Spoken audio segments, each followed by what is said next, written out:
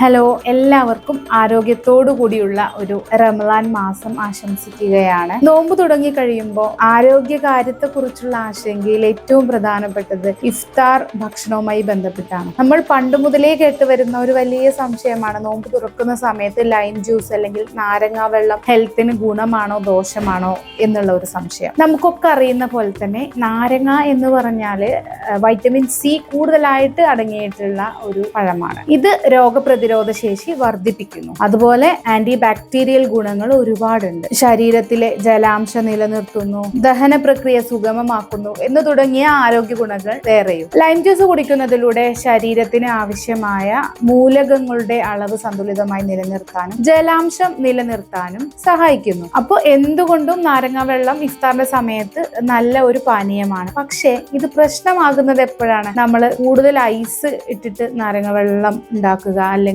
മധുരം കൂടുതലായിട്ട് ചേർക്കുകയൊക്കെ ചെയ്യുമ്പോൾ അതിൻ്റെതായ ദൂഷ്യവശങ്ങൾ ശരീരത്തിന് വരുന്നുണ്ട്. സോ നാരങ്ങ വെള്ളം ഉണ്ടാക്കുന്ന സമയത്ത് നമ്മൾ പഞ്ചസാരയ്ക്ക് പകരം കുറച്ച് തേൻ ആഡ് ചെയ്യുകയാണെങ്കിൽ അത് ഹെൽത്തിന് ബെനിഫിറ്റ് ആണ്. ആരോഗ്യ കാര്യങ്ങളെ കുറിച്ചറിഞ്ഞ് ആരോഗ്യമുള്ളവരായിരിക്കാം. നമുക്ക് അടുത്ത വീഡിയോയിൽ വീണ്ടും കാണാം.